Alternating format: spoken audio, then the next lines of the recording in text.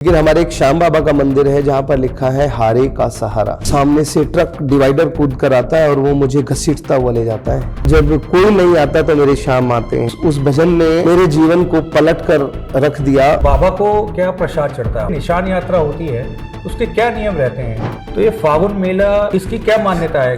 कि पापा सामने से आ रहे हैं और मैं अनाउंसमेंट कर रहा हूँ और माइक छोड़कर मैं भाग गया। जीवन का एक सबसे बड़ा अध्याय है कि आज सुशील से सुशील गौतम बना और एक ही नारा एक ही नाम, जय श्री श्याम जय श्री श्याम। आप सबको नमस्कार, आपका वेलकम है रेपोर्ट टीवी चैनल पे। आज हमारे बीच श्याम जगत के प्रसिद्ध एंकर एंड सिंगर सुशील गौतम जी आए हैं। आपका मैं बहुत स्वागत करता हूं। कैसे हैं सुशील जी? नमस्कार, बहुत बहुत अच्छा हूँ प्रतीक जी, और बहुत बहुत धन्यवाद कि आपके चैनल के माध्यम से मुझे यहाँ पर कुछ बातें करने को समय मिला है। बहुत बहुत धन्यवाद आपका आने का हमारे चैनल पे। मैं जानना चाहूँगा सुशील भैया, आपका जर्नी आपकी कैसी रही इस श्याम जगत में? आपने कैसे स्टार्ट किया? आपने इतना सनातन के लिए काम किया है, तो मैं कुछ आपका जर्नी के बारे में जानना चाहूँगा। मुझे लगभग 27 वर्ष हो गए भजन सत्संग के अंदर, और मैंने स्कूलिंग के बाद कॉलेज किया। कॉलेज के बाद हमारे यहाँ पर भगवान की पूजाओं का जो मंचन होता था, चाहे वो गोवर्धन पूजा हो या माता की चौकियाँ हो, जागरण तो होती थी, तो मैं उनमें लाइनें बनवाने का काम करता था माइक में बोलकर।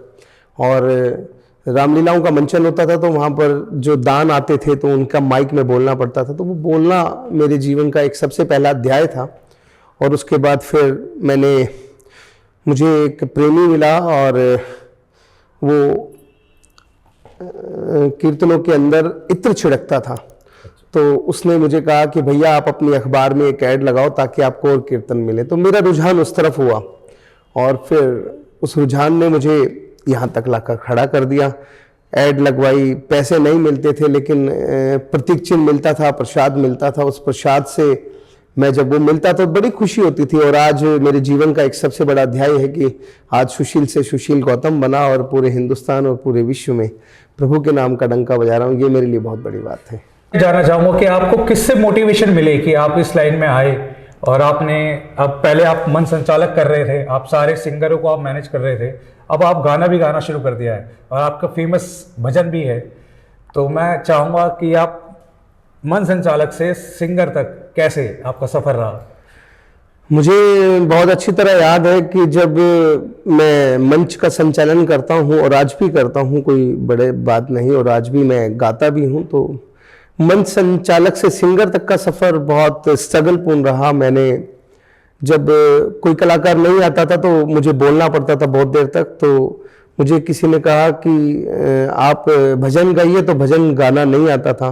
फिर मैंने संगीत की शिक्षा ली और संगीत को मैंने ध्यान में लिया, संगीत सीखा, संगीत उसकी बारीकियां सीखी। फिर लोगों जो सिंगर आते थे उनके साथ कोरस किया और कोरस करते करते मैं भजन गाना शुरू किया। पहले जैसा भी आता था मुझे गाता था, और आज भी मुझे ऐसा ही, बस प्रभु की कृपा है कि लोग सुन रहे हैं और मैं सुना रहा हूँ। और यहाँ तक का सफ़र जो रहा है बहुत स्ट्रगलिंग रहा है। दुनिया आगे बढ़ते नहीं देखना चाहती और लोग टांग खींचने में सबसे पहले रहते हैं और बुराइयाँ या कुछ भी जो भी है वो सब करते हैं। लेकिन आज सिंगिंग तक का सफ़र जो था वो सच में ही बहुत चुनौतीपूर्ण रहा और मैंने अपने आप को यहाँ तक लेकर आया। तो ये मेरे लिए एक बहुत बड़ी मील का पत्थर था जिसको मैंने पाया, और यहाँ तक मेरे आने के बाद आज भी मैं उस चुनौतियों को देख रहा हूँ और कर रहा हूँ। और ये बड़ी कृपा है कि एंकर से सिंगर तक का सफ़र सच में बहुत मेहनतपूर्ण रहता है और मेहनत करनी पड़ती है। देखिए, आपका कोई जब तक गॉड फादर नहीं हो, आप किसी फील्ड में भी हो, आप जब तक नहीं बढ़ सकते, लेकिन जब आप पर कृपा प्रभु की हो तो फिर आप बढ़ सकते हैं। ये मेरा मानना है। तो आपके ऊपर सुशील भैया, आपका जो श्याम बाबा की कृपा रही है आपके ऊपर, तो मैं जानना चाहूँगा आप श्याम बाबा को कृपा कैसे मानेंगे कि कैसे चमत्कार होते हैं उस बाबा के? लीलाएं कैसी है? थोड़ा सा आपका कुछ एक्सपीरियंस रहा हो श्याम बाबा को लेकर। श्याम बाबा की कृपाएं तो बहुत रही है। मैंने बहुत कुछ देखा भी है, बहुत कुछ सहा भी है, और बहुत कुछ अपने आप को मैंने पूर्ण भी करा है कि भगवान जब कोई नहीं आता तो मेरे श्याम आते हैं। बहुत तकलीफ़ें, बहुत दिक्कतें मैंने सामना किया है और प्रतीक जी, मैं इस चैनल के माध्यम से मुझे लगता है कि शायद हम सब लोग बाबा को समर्पित होकर ही बाबा को पा सकते हैं। मैंने देखा है जीवन में जो व्यक्ति मेहनत करता है, भगवान के प्रति श्रद्धा रखता है, भगवान उस पर अपार कृपा करता है। भगवान परीक्षाएं लेता है और परीक्षा लेता रहेगा। जब जब आप उस परीक्षा में उत्तीर्ण होते हो या पास होते हो तो भगवान आपके करीब होता है, मेरा ये मानना है। और रही संगीत की बात, तो संगीत तो साधने से ही साधा जाता है, और जो लोग बिना सीखे मंच पर आते हैं, ठीक है, उनकी कृपाएं हैं, लेकिन संगीत को सीखना पड़ता है, तभी वो जाके व्यक्ति आगे बढ़ता है। तो सुशील जी, मैं जानना चाहूँ आपका गुरु कौन रहे जो आपको संगीत आपको सिखाया, जिसने आपने बारीकी जो सीखी है, तो कोई आपका एक गुरु होगा जिससे आपने उनको फॉलो किया? वैसे तो गुरु मेरी माँ है कि जिन्होंने मुझे आगे बढ़ाया। मेरे दादाजी हैं जिनमें जो बहुत अच्छा बोलते थे, बोलने की कला उनमें थी, लेकिन इस जीवन के अंदर एक गुरु होता है, वंदना मैम है, जिनसे मैंने कुछ बारीकियां सीखी हैं। उसके अलावा जितने भी कलाकार हैं सब, जो जिनके साथ मुझे कई बार कोरस करने का अवसर मिलता है, मुख्य रूप से आदरणीय नंदू भैया जी, हमारे श्याम जगत के बहुत बड़े भीष्म पिता हैं, उनके साथ भी मैं जब कीर्तन में होता हूं तो उनके साथ कोरस करने का अवसर मिलता है। और भी बहुत कलाकार हैं मैंने जिनके साथ अपने जीवन काल में कोरस किया है, और आज भी मैं कोरस करता हूं। तो उनसे छोटी छोटी बारीकियां हैं। देखिए, कोरस करने से ही ये पहली सीढ़ी है। आप किसी के साथ गा रहे हैं तो वो पहली सीढ़ी है कि आप आगे बढ़कर आप बढ़ जाते हैं, और आप धीरे धीरे एक कलाकार के रूप में उभर कर आते हैं। ये आप सबसे बड़ी कृपा है प्रभु की। और मैंने अपने जीवन में बहुत कुछ सीखा है, बहुत कुछ सहा है, और जब जीवन में आप मेहनत करते हैं, आप अपने आप को आगे बढ़ाते हैं, तो कहीं ना कहीं भगवान भी आपके साथ आगे बढ़ता है, और आपकी तमाम मेहनतों को देखकर भगवान आपको आगे बढ़ा देता है। ये सच है, और बिना मेहनत के जीवन में कुछ नहीं होता है। तो सुशील जी, मैं जानना चाह रहा था कि जो ये निशान यात्रा होती है, उसके क्या नियम रहते हैं चढ़ाने के? नहीं तो आजकल आप देख रहे हैं, मैं भी देख रहा हूँ, दो लोग देख रहे हैं कि हर कोई निशान लेके चल रहा है, पर इसके कुछ नियम कानून होते होंगे। बिल्कुल। तो आप थोड़ा सा नियम, बाबा का जब ध्वजा हम उठाते हैं तो आदमी को पवित्र सबसे पहले, और सफाई, आदमी पवित्रता और सफाई की तरफ विशेष तौर पर ध्यान रखें। बाबा की ध्वजा उठाएं तो स्नान करने के बाद उठाएं, बाबा की ध्वजा को प्रणाम करें, हनुमान जी महाराज का ध्यान करें, उसको धूप अगरबत्ती भगवान की आरती गाकर उसको उठाएं। कोशिश करें मुंह में गुटखा या कोई भी पान जो भी आप खाते हैं उसको ना खाएं यात्रा के दौरान, और कोशिश करें जब उसको कहीं पर विश्राम के लिए रखें तो आप उसको एक निश्चित स्थान दें, और स्थान के बाद आप उसको जब भी आप उठाएं तो हाथ मुंह धोकर उठाएं। अगर कोई ऐसी व्यवस्था बनती है कि आप चलते चलते भगवान से रिलेटेड ही बातें करें, भगवान से जुड़ी हुई बातें करें, इधर उधर की किसी की चुगली निंदा ना करें, तो मेरा मानना है कि वो ध्वजा स्वतः ही बाबा को अर्पण हो जाती है। और जब भी निशान उठाएं तो बाबा का ध्यान करें, बाबा के भजनों को मंद मंद गाएं, और बाबा का ध्यान करते हुए आगे बढ़ते रहें। और मेरा मानना है जो लोग बाबा के निशान को श्रद्धापूर्वक, सच्चाई से और पवित्रता के साथ लेकर जाते हैं, बाबा उनके संत जरूर हैं, ये मेरा मानना है। बहुत बढ़िया, बहुत बढ़िया। तो आगे बाबा को क्या प्रसाद चढ़ता है वहाँ पे? जो बाबा हमारे खाटू में बाबा को मुख्य रूप से देखिए 56 भोग तो चढ़ाया ही जाता है, लेकिन उसके अलावा कुछ लोग अपने घर से मिठाइयाँ बना कर लाते हैं, कुछ हलवा बना कर लाते हैं, कुछ लड्डू बना कर लाते हैं, कुछ बाबा का चूरमा बना कर लाते हैं। कुछ लोग जो नहीं हो पाते, व्यवस्था नहीं हो पाती, तो उनके साथ बाबा साथ में जो वहाँ पर दुकानें हैं प्रसाद की, वहाँ से प्रसाद खरीद कर बाबा को अर्पण करते हैं। और उसके अलावा ड्राई फ्रूट का प्रसाद भी बाबा को चढ़ता है, बाबा को पान का भोग भी लगता है, बाबा को मिठाइयों का भोग लगता है, बाबा को रोटी चटनी का भी भोग लगता है, बाबा को दही का भी भोग लगता है, रायते का भी भोग लगता है। तो बाबा तो सब कुछ खाते हैं, लेकिन श्रद्धा से बना हुआ भोजन बाबा अर्पण जरूर करते हैं। आप मन से, भाव से बाबा को आप कोई भी भोजन अर्पण करें, बाबा उसको खाते जरूर हैं, ये मेरा विश्वास है। तो सुशील जी, मैं जानना चाहूँगा कि आप आजकल भजन, आपके प्रोग्राम्स कहाँ चल रहे हैं, कैसे चल रहे हैं? अभी कुंभ का मेला भी चल रहा है, तो आप कुंभ वगैरह कितनी बार गए? मैंने 15 सालों में जितने भी कुंभ लगे हैं, चाहे वो उज्जैन लगे हों या प्रयागराज में लगा हो, हरिद्वार लगा हो, नासिक लगा हो, तमाम कुंभों, उज्जैन में भी सब कुंभों को मैंने खुद वहाँ पर जाकर अपनी अपनी परफॉर्मेंस दी है। और इस बार भी जो 2025 का प्रयागराज का कुंभ है, इस बार मुझे जाने का अवसर मिला है प्रथम शाही स्नान में, और अभी आगे जो 2 स्नान है, मौनी अमावस्या का और बसंत पंचमी का, दोनों स्नानों में भी मैं भजनों की मैं वहाँ पर जा रहा हूँ। और उसके अलावा सनातन को लेकर मैं बहुत सजग हूँ और सनातन के बात को लेकर, सनातन धर्म और हिंदुत्व के लिए मैं काम कर रहा हूँ। मुख्य रूप से मुझे जो आज बहुत बड़ी कृपा है, हमारे भगवा हिंदू सेना हरिद्वार, जो बहुत बड़ा एक ऐसी सेनाओं का हम जो निर्माण है, हमारे अध्यक्ष संदीप रोड जी ने मुझे एक पद दिया हुआ है, मैं उस कार्य को कर रहा हूँ। मैं राष्ट्रीय प्रचारक के रूप में भगवा हिंदू सेना में मैं आज हूँ, और उसके अलावा हिंदू युवा वाहिनी चैरिटेबल ट्रस्ट में मैं राष्ट्रीय प्रचारक के रूप में काम कर रहा हूँ। सनातन को लेकर, सनातन की बात को लेकर और सनातन के भजनों को लेकर मैं आज आप सबके बीच में और पूरे हिंदुस्तान में भजनों के बहुत सुंदर गुणगान कर रहा हूँ। आपका भजन भी है शायद, कट्टर हिंदू? हाँ, मेरा एक भजन है, हम भगवा वाले हैं, सुनो जी हम भगवा वाले हैं। सुशील जी, कुछ लाइनें उसकी सुनाता हूँ मैं, और आप सब सुनिएगा। सारी दुनिया में हम लोगों के अंदाज निराले हैं, हम भगवा वाले हैं, सुनो जी हम भगवा वाले हैं, हम भगवा वाले हैं, सुनो जी हम भगवा वाले हैं। बहुत ही सुंदर, बहुत ही सुंदर। और उसके अलावा मैंने भारतीय जनता पार्टी के लिए भी मैंने एक, मोदी जी, योगी जी के लिए भी मैंने गाया था इलेक्शन के दौरान एक रचना, राज तिलक की करो तैयारी, बोल उठी है दुनिया सारी, कमल को खिलने से कोई भी रोक ना पाएगा, मोदी आएगा, योगी आएगा। क्योंकि जो हिंदुत्व की बात करेगा, जो सनातन की बात करेगा, वही देश पर राज करेगा। मेरा ये मानना है, जो धर्म को लेकर आगे बढ़ेगा, हमारे हिंदुत्व को लेकर, हमारे हिंदू धर्म को लेकर, हमारे सनातनियों की बात को लेकर आगे बढ़ेगा, वही हमारे भारत पर राज करेगा। और वही तभी जब राज होगा तो राम राज्य भी बनेगा।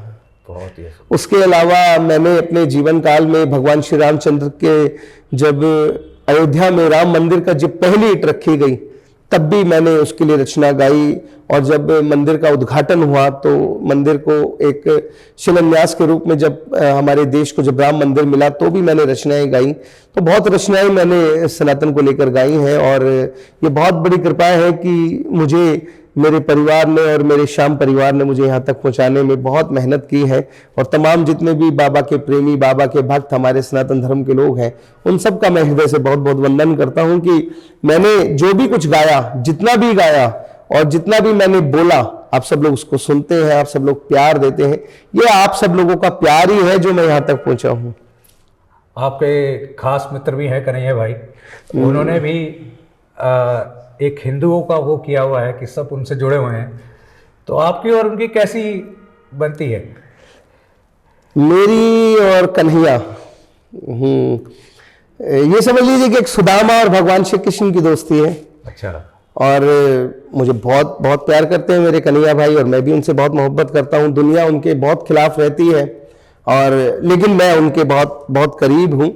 और हम, क्योंकि वो भी हिंदुओं को बहुत आगे बढ़ा रहे हैं। और बिल्कुल बिल्कुल, उन्होंने बहुत गाया है, बटेंगे तो कटेंगे, बहुत लोगों ने उनके लिए उन्होंने तो बहुत रचनाएं गाई हैं। और हम कभी भी मंच पर जब साझा होते हैं तो बातें सनातन की करते हैं, धर्म की करते हैं। कोई भी मंच हो पूरे हिंदुस्तान में, मैं उनके साथ बहुत मंचों पे मैंने उनके साथ परफॉर्म किया, और आगे भी कर रहा हूँ और करता रहूँगा, ये मेरा विश्वास है। कन्हैया मित्तल जी एक बहुत अच्छे आर्टिस्ट हैं, और सच कहूँ तो वो बहुत सॉफ्ट हार्टेड इंसान है और मेरे बहुत करीब हैं। बहुत लोग हैं जो मैं जिनको बहुत मानता हूँ, मुख्य रूप से आदरणीय प्रेमचंद नंदू भैया जी, मैं जिनकी रचनाएं भी गाता हूँ और जिनका आशीर्वाद मुझे मिलता है। आदरणीय श्री हमारे बनवारी जी यानी कि जयशंकर चौधरी जी, उनकी रचनाएं भी मैं गाता हूँ। हमारे मोहित भैया हैं मुंबई से, मैं उनकी रचनाएं भी गाता हूँ। और आलोक गुप्ता जिनका नाम है, हमारे कुमार वैभव जी हैं, पंकज निगम जी हैं, आदरणीय नरेश नरसी भैया हैं, और आदरणीय रोमी भैया हैं जिनकी रचनाएं मैं गाता भी हूँ, आज भी गाता हूँ। तो रचनाएं बनती हैं और जिन्होंने गा रखे हैं सच में ये उनके लिए बहुत बड़ी बात है कि वो इतनी सुंदर रचनाएं लिखते हैं। अग्रवाल, संदीप अग्रवाल जी हैं हमारे प्रीत भैया, उनकी रचनाएं मैंने गाई हैं। हेमंत भैया हैं हमारे छत्तीसगढ़ से, जिनकी रचनाएं गाई हैं। हमारे सोनू भैया हैं देवली से, तो वो भी, आदित्य मोदी भैया, वो भी बहुत अच्छा लिखते हैं। तो ये तमाम कलाकार हैं जिनके लिए बहुत, मैं कहूँ कि शब्द कम पड़ते हैं और उनकी कलम हमेशा लिखती रहती है। और भगवान करे इन तमाम लेखकों को मैं बहुत बहुत साधुवाद देना चाहूँगा कि इनकी लेखनी आज पूरे श्याम जगत में बहुत मशहूर है। और मैं मुख्य रूप से उन तमाम भजन गायक या भजन प्रवाहकों को कहना चाहता हूं कि जो भी भजन आप गाएं, जितने भी भजन आप गाएं, कोशिश किया करें कि तमाम रचनाएं आप जब गाएं तो उन जिनकी द्वारा लिखित रचनाएं हैं आप उनके नाम जरूर लें। और मुख्य रूप से एक जो नाम है जो मेरे ध्यान से रह गया, आदरणीय परमश्रद्धेय ब्रह्मलीन श्री श्याम सुंदर शर्मा जी पालन से और उनके भतीजे राहुल शर्मा जी, उनकी भी रचनाएं मैंने गाई हैं। और भीमराज का जी भी। सुशील जी, आपकी कितनी रचनाएं होंगी आपने जो आपने अपने खुद गाए हैं, आपकी एल्बम्स या आपके जो भजन? मेरे भजन करीबन होंगे 70-80 भजन मैंने गा रखे हैं और उन रचनाओं को बहुत आशीर्वाद मिला है। कोई एक रचना जो आपकी बहुत फेमस हो, जो मैं चाहूँगा दो लाइनें आप गुनगुनाएं। हाँ, एक रचना है जो मैंने मजाक में रिकॉर्ड कर दिया था और रिकॉर्ड करने के बाद मैंने उसको 1 साल तक रिलीज नहीं किया। और जब मैंने उसको 1 साल तक रिलीज नहीं किया तो फिर मेरा मन हुआ कि चलो इस बार फागुन मेला है तो इसको रिलीज कर देते हैं, चलेगी तो ठीक है, नहीं तो कोई बात नहीं। लेकिन उस भजन ने मेरे जीवन को पलट कर रख दिया और वो जब भजन चला तो पूरे हिंदुस्तान में नहीं, आज बहुत करोड़ों लोगों की कोलो ट्यून बना। आइए उस रचनाओं को मैं आप सबके बीच में गाता हूं। एक ही नारा एक ही नाम, जय श्री श्याम जय श्री श्याम, चप्पा चप्पा गूंजेगा शाम के जयकारों से। ये मैंने एक जयकारा गाया था जो आज भी जितने भी श्याम जगत की रथ यात्राएं होती हैं, जितने भी कीर्तन होते हैं, जितने भी बड़ी बड़ी संध्याएं होती हैं, इस रचनाओं को गाया जाता है। लोग जब लाइनों में लगे होते हैं तो इन रचनाओं को गाते हैं। लोग जब बाबा के दरबार में जाते हैं, एक ही नारा एक ही नाम जय श्री श्याम वो चिल्लाते हैं। मैंने उस बात को समझा, लिखा और फिर मैंने इसको गाया। और आज बाबा की इतनी कृपा है कि आप सब लोग, जितने भी लोग हैं बाबा के श्याम प्रेमी जो जुड़े हुए हैं बाबा से, कहीं ना कहीं ये रचनाएं कहीं ना कहीं सुनने को देखने को मिल जाती हैं। और सुशील जी, मैं एक बात जानना चाहूँगा कि जैसे ये फागुन मेला आप अभी जैसे बता रहे थे, तो ये फागुन मेला में क्या एक रहता है, जैसे काशी है तो उसमें बाबा के उसमें भीड़ होती है, फागुन मेले में बहुत भीड़ होती है, तो इसकी क्या मान्यता है कि इतना भीड़ इस टाइम पे ही क्यों होती है? हमारे बाबा का फागुन मेला पूरा हिंदुस्तान नहीं पूरा विश्व इंतजार करता है। लगभग लाखों लोग, एक छोटा सा गांव है, ज़्यादा डायमीटर नहीं है लेकिन 1.5 किलोमीटर के रेडियस के अंदर 50 लाख लोग एक कैसे समा जाते हैं हमें आज तक खुद नहीं पता लग पाया है। मुझे 24-25 वर्ष हो गए बाबा के दरबार खाटू जाते। वहाँ पर मैं आज भी मंदिर कमेटी के माध्यम से अनाउंसमेंट की सेवा करता हूँ कि लाइनों में चलो, प्रसाद की थैलियाँ खोलकर रखो, ये तमाम जो अनाउंसमेंट्स चलती है मेले में वो मैं आज भी करता हूँ। और मेरे जीवन का एक सबसे बड़ा अध्याय ये भी है कि उस अध्याय ने मुझे यहाँ तक पहुँचाया है। और रही मेले की बात, फागुन मेले का बहुत महत्व है हमारे खाटू में। और खाटू में बाबा, कुछ लोग कहते हैं कि बाबा ने शीश का दान दिया, कुछ लोग कहते हैं कि बाबा का अवतरण हुआ, अलग अलग प्रथाएं हैं सब। लेकिन फागुन मेले में बाबा साक्षात बैठते हैं और बाबा हर भक्त के साथ वहां पर चल रहे होते हैं, चाहे वो निशान यात्रा में हो, चाहे वो बाबा के दरबार में संकीर्तन में हो। कोई पेट पलनिया जाता है बाबा की, कोई पूरे रथ के साथ सजे हुए बाबा को लेकर आते हैं, कोई ध्वजा के रूप में लेकर आते हैं, कोई सर पर रखकर बाबा को लेकर आते हैं। तो अलग अलग व्यवस्थाएं हैं, सब अलग अलग रूप से बाबा को मनाते हैं। कोई डाक ध्वजा लेकर आते हैं बाबा की भागते हुए अपने गंतव्य स्थान से। तो सब ये बाबा के चरणों में जब धीरे धीरे बढ़ते हैं लोग, तो फागुन मेला का तो सच में ही बहुत मेहनत है। वैसे तो पहले मेला होता था 5-7 दिन का और अब इस बार हर बार से मेला 15 दिन का होता है। और मुझे लगता है कि आने वाला समय ऐसा होगा कि 1 महीना पूरा मेला चलेगा। और इस बार कह रहे हैं कि 1.25 करोड़ लोग बाबा के दर्शन करेंगे। और जिसकी व्यवस्था पूरा मंदिर कमेटी, प्रशासन, जिला प्रशासन, राजस्थान सरकार करती है। और उसके अलावा भी अलग अलग क्षेत्रों से जो स्वयं सेवक होते हैं, लगभग 7,500-8 हज़ार नहीं, पिछली बार जैसे 12,000 स्वयं सेवक थे, स्काउट्स के बच्चे थे, वो सब बहुत लोग मेहनत करते हैं। लेकिन मेरा मानना है कि इस बार करीबन 15,000 स्वयं सेवक हमारे पूरे भारतवर्ष से वहां पर सेवा करने के लिए बिल्कुल रेडी है, चाहे वो सफाई की व्यवस्था हो या भंडारे बांटने की व्यवस्था हो। और उसके अलावा नगर पालिका वहाँ पर बहुत मेहनत करती है, खाटू में मंदिर कमेटी बहुत मेहनत करती है, और जिला प्रशासन, नगर प्रशासन के लोग, ग्राम पंचायत, ये सब लोग बहुत मेहनत करते हैं इस फागुन मेले को अब बहुत विशाल रूप देने के लिए। तो सुशील जी, एक बात और बताइए, दर्शक ये जानना चाहते हैं कि बाबा के साथ जुड़ा हुआ है मोर छड़ी, तो मोर छड़ी का क्या एक वो है? अपने बिगड़े काम तू बना कर देख ले, मोर छड़ी का झाड़ा तू लगवा कर देख ले। कहते हैं कि मोर छड़ी का झाड़ा जिस पर पड़ता है वो काम, वो आदमी अपने आप ही आगे बढ़ जाता है, यानी कि उसको सफलता मिलती जरूर है। और सच्ची मुझे पता है कि जीते को मुर्दा कर देती है मोर छड़ी, बंद ताले को खोल देती है मोर छड़ी। ये मोर छड़ी है प्यारे, क्या से क्या कर देती है मोर छड़ी। मोर छड़ी का जिस पर झाड़ा पड़ जाए मंदिर में, लोग तरसते हैं। आज भी जब संकीर्तन में जब बाबा की मोर छड़ी लहराती है तो अलग अलग रूप से बाबा कहीं ना कहीं हमें आशीर्वाद देता है। वो मोर छड़ी नहीं, वो बाबा का हाथ होता है कि जिस पर पड़ जाए उसका काम बन जाता है। सच में ही मोर छड़ी बड़ी जादूकारी है, और मोर छड़ी बहुत कल्याणकारी है, बहुत उपकारी है। मोर छड़ी है वो। मुझे नहीं पता आपने कभी मोर छड़ी का झाड़ा खाया नहीं खाया, लेकिन अगर कोई काम रुका हो, कोई व्यवस्था रुकी हो, कोई काम ना बन रहा हो, चारों तरफ से परेशान हो, तो आइए पीएम प्रेमियों, बाबा की मोर छड़ी आपका इंतजार कर रही है। उस मोर छड़ी का आप झाड़ा लगवाएं और अपने जीवन को सफल बनाएं, क्योंकि मोर छड़ी सब कुछ कर सकती है। जो काम कोई नहीं कर सकता, वो काम मोर छड़ी करती है। बहुत बढ़िया सुशील जी। सुशील जी, मैं एक बात सुना था मैंने कि आप 1-2 बार कैलाश पर्वत भी गए हुए हैं। मैंने 3 बार कैलाश किया है, कैलाश के दर्शन किए हैं। क्योंकि हर किसी के ऊपर कृपा नहीं होती कि भोले बाबा के दर पे जाना कैलाश पर्वत। हमारे सनातन धर्म में सबसे बड़ी यात्रा को, कैलाश पर्वत की यात्रा को माना गया है कि जिस परिवार ने कैलाश के दर्शन किए हैं उसको मोक्ष मिल जाता है। मेरी बहुत मन से शुरू से इच्छा थी कि, मैंने बताया कि परिवार धर्म को लेकर और संस्कारों को लेकर बहुत सजग रहता है हमारा परिवार, और मैंने अपने जीवन में 3 बार कैलाश किया है, और तीनों बार कैलाश में मैंने अलग अलग स्वरूप में भगवान के दर्शन किए हैं। और आप अपने सनातन धर्म में जितने भी हिंदू लोग हैं, मेरी बात को सुन रहे हैं, जितने भी सनातनी हैं, कहीं जाए ना जाए, घूमने जाए ना जाए, कोई बात नहीं, लेकिन एक बार कैलाश पर्वत के दर्शन जरूर कर आए। लेकिन मैं ये कहना चाहता हूं कि जो भक्त बाबा भोलेनाथ के दरबार में, यानी कि उनके घर पर जाना चाहते हैं, तो एक बार जरूर आप कैलाश पर्वत के दर्शन करके आए।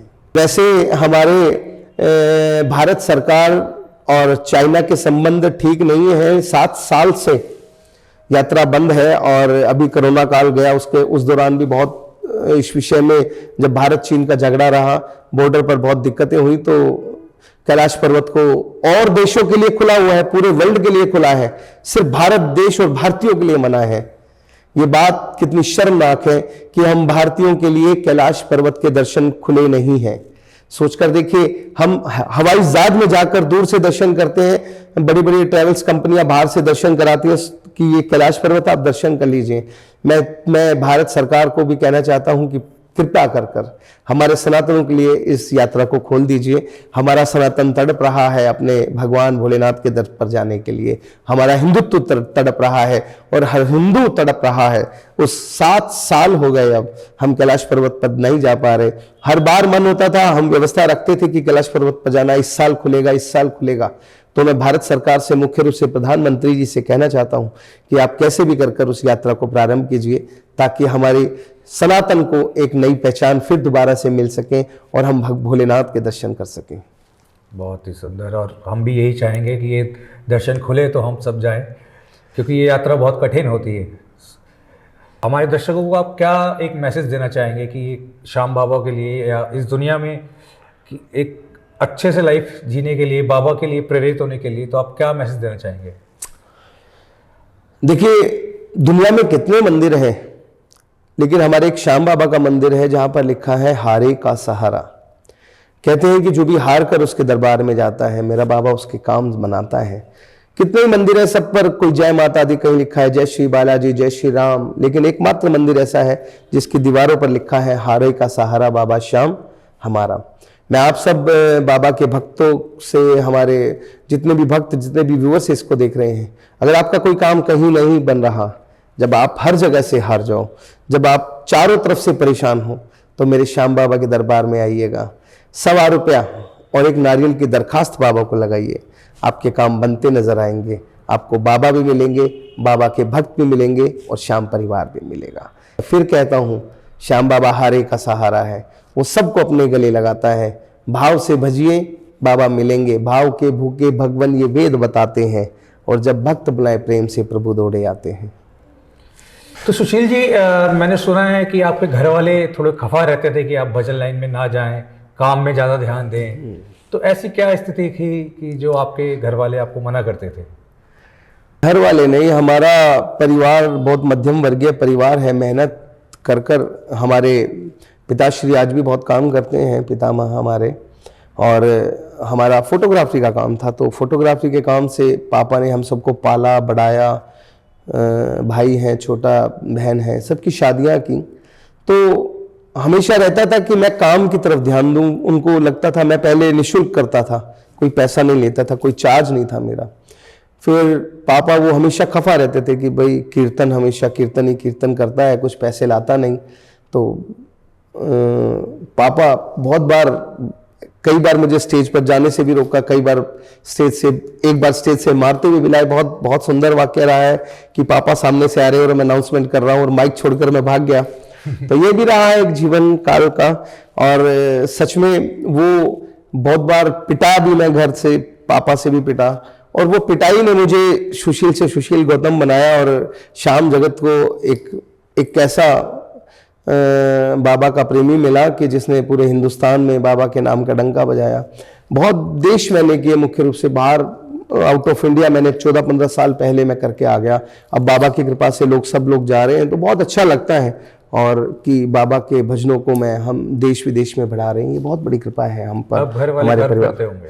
अब तो गर्व करते ही हैं। और अब एक समय आता है कि कि लोग कहते हैं कि एक पुत्र को पिता के नाम से जाना जाए, तो ये बहुत बड़ी बात है। और मेरे साथ भी यही हुआ कि आज मेरे पिता को मेरे नाम से जाना जाता है, मुझे गर्व है इस बात का। और हमेशा एक फील्ड, जब दूसरा फील्ड होता है तो उसमें मुझे मेरे पिता के नाम से जाना जाता है कि ये उनका बेटा है, और एक फील्ड होता है कि जब मैं कहूँ कि मेरे छाती ठोक कर ये मेरे पापा हैं, तो ये बहुत बड़ी कृपा है कि आज उनको मेरे नाम से जाना जाता है। बहुत ही सुंदर, बहुत ही सुंदर। आज उनको गर्व होता होगा? गर्व होता है। जीवन में कुछ ऐसा हादसा जो आपको, श्याम बाबा को फिर आपने बहुत ज़्यादा विश्वास करना शुरू किया हो, बाबा के ऊपर कि कुछ कृपा ऐसी हुई हो आपके ऊपर?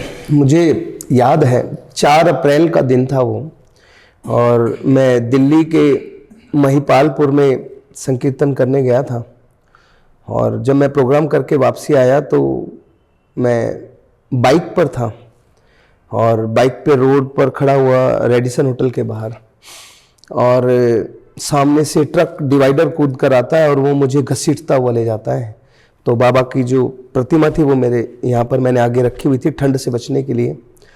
तो मुझे पता नहीं, मुझे 5 दिन बाद होश आता है, और जब होश आता है तो मुझे ये लगता है कि मैं मर गया। तो मेरे घर वाले सब बाहर खड़े हुए, मतलब मेरा इंतज़ार कर रहे थे। और मतलब मैंने जीवन में, वो मेरे लिए एक बहुत बड़ा हादसा था जिससे मुझे विश्वास हो गया कि भगवान साक्षात है। और वो तस्वीर का शीशा टूट गया और बाबा भी वैसे ही सलामत रहे। और मुझे जब निकाला गया तो लोगों ने कहा कि, जितना मैं सुन रहा था, बेहोश था, कि भाई साहब डेड बॉडी को निकाल लीजिए और शायद इनके घर वालों को बता दीजिए। पुलिस ने, ये पुलिस बोल रही थी या कोई बोल रहा था।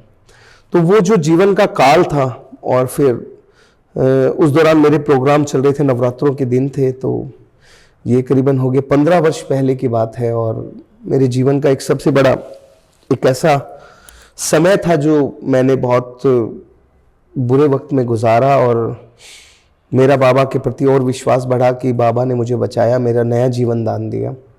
और उसके बाद मैंने फिर अपने लाइफ को बहुत बाबा के प्रति समर्पित कर कर मैंने इस काम को बहुत मन से, तन से और विश्वास से बाबा के प्रति बढ़कर आगे काम किया।